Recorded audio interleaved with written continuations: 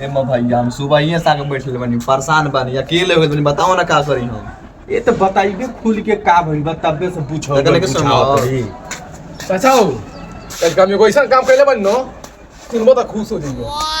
का कइले बड़ी रे?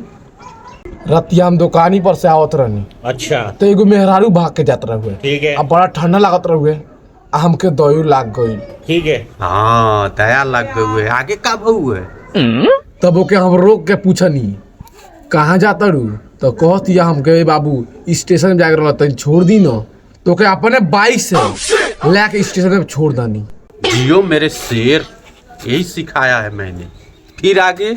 लेकिन जब हम छोड़ के आवत रही न तो कहती या एगो इतना मेहनत कोई नहीं हो एगो चुमा ले ली लेकिन हम नहीं लेनी चल लेनी। चल बढ़िया काम कैली। चाचा हो अभी स्टेशन में बिया जाई के एगो चुमा ले चल आई। मारम न सरल के थप्पड़ जब निहुर जी को। ओ भाई कहाँ?